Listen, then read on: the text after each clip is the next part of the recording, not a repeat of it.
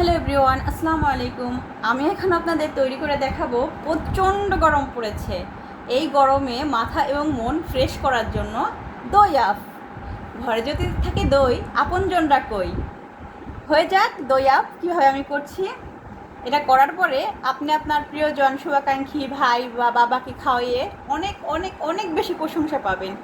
অবশ্যই অবশ্যই বাসায় ট্রাই করবেন এবং আমি কিভাবে করছি দেখতে থাকেন।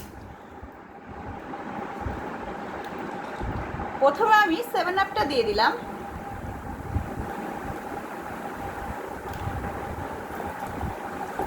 হাফ লিটার 7 আপটা আমি পুরাই দিয়ে দিলাম। এখন আমি দিয়ে দেব দই।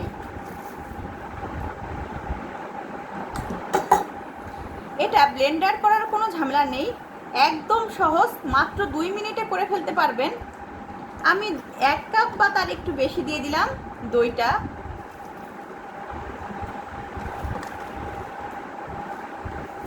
আর কিছুই দিতে হবে না। এবার দিব একটু ঘোটা জাদু।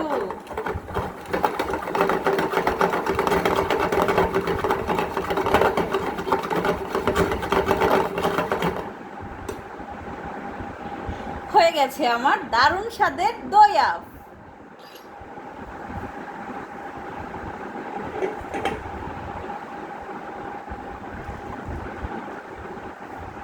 এটা আপনারা খেয়ে অবশ্যই আমাকে কমেন্টস করে বলবেন কেমন হয়েছে। আশা করি সবার কাছে প্রচণ্ড ভালো লাগবে।